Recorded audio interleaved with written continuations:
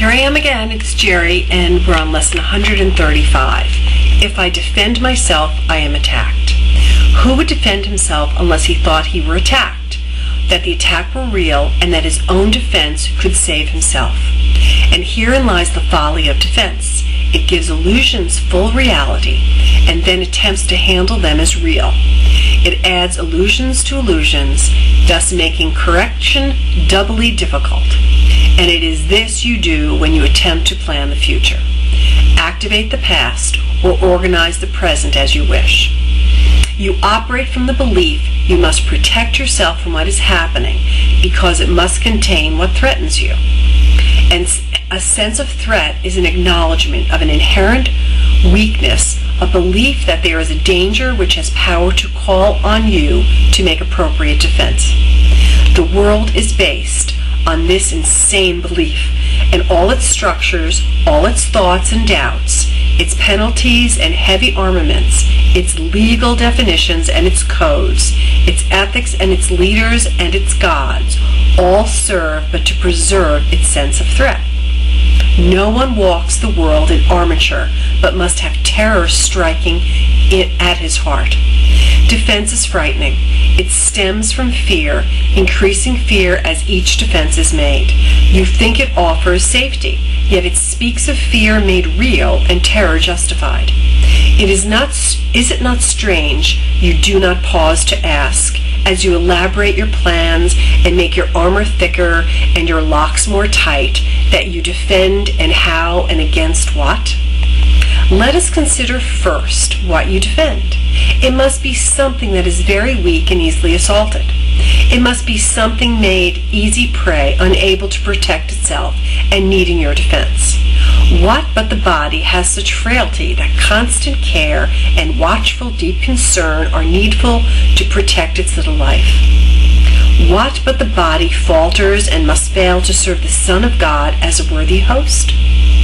Yet it is not the body that can fear, nor be a thing of fear. It has no needs but those which you assign to it.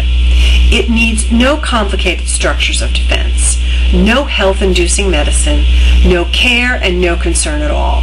Defend its life or give it gifts to make it beautiful or walls to make it safe, and you but say your home is open to the thief of time, corruptible and crumbling, so unsafe it must be guarded with your very life. Is not this picture fearful? Can you be at peace with such a concept of your home? Yet what endowed the body with the right to serve you thus except upon your own belief?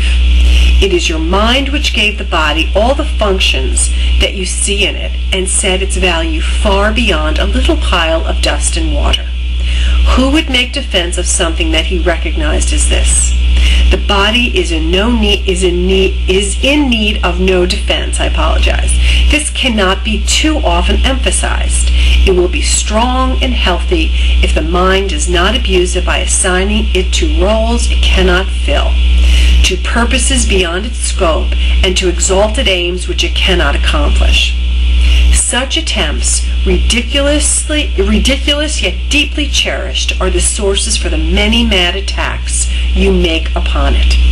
For it seems to fail your hopes, your needs, your values, and your dreams. The self that needs protection is not real. The body, valueless and hardly worth the last defense, need merely be perceived as quite apart from you, and it becomes a healthy, serviceable instrument through which the mind can operate until its usefulness is over. Who would want to keep it when its usefulness is done? Defend the body, and you have attacked your mind. For you have seen it in the faults, the weaknesses, the limits, and the lacks from which you think the body must be saved. And you will not see the mind as separate from bodily conditions. And you will impose upon the body all the pain that comes from the conception of the mind as limited and fragile, and apart from other minds and separate from its source. These are the thoughts in need of healing, and the body will respond with health when they have been corrected and replaced with truth. This is the body's only real defense. Yet it is this where you look for its defense. You offer it protection of a kind from which it gains no benefit at all, but merely adds to your distress of mind. You do not heal, but merely take away the hope of healing, for you fail to see where hope must lie if it be meaningful. A healed mind does not plan.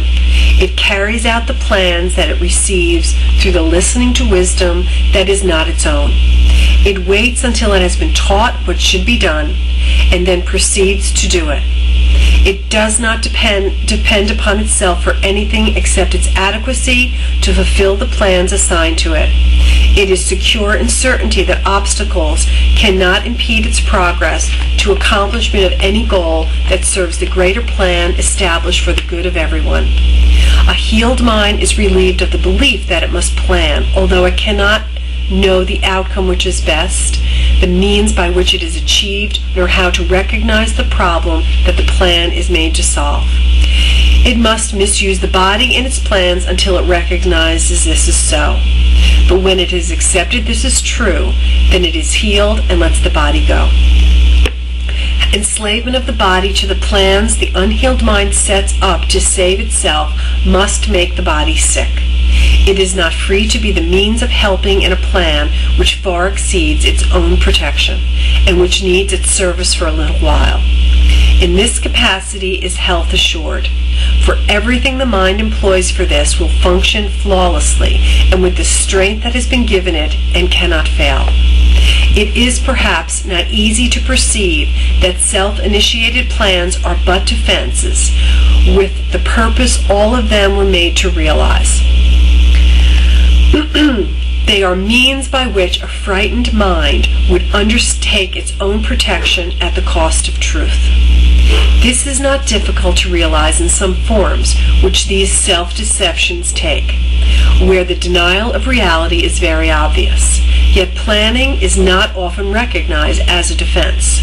The mind engaged in planning for itself is occupied in setting up control of future happenings. It does not think that it will be provided for unless it makes its own provisions. Time becomes a future emphasis to be controlled by learning and experience obtained from past events and previous beliefs. It overlooks the present, for it rests on the idea the past is taught enough to let the mind direct its future course. The mind that plans is thus refusing to allow for change. What it has learned before becomes the basis of its future goals. Its past experience directs its choice of what will happen, and it does not see that here and now is everything it needs to guarantee a future quite unlike the past, without a continuity of any old ideas and sick beliefs. Anticipation plays no part at all, for present confidence directs the way. Defenses are the plans you undertake to make against the truth. Their aim is to select what you approve and disregard what you consider incompatible with your beliefs of your reality. Yet what remains is meaningless indeed, for it is your reality that is the threat, which your defenses would attack, obscure, and take apart and crucify.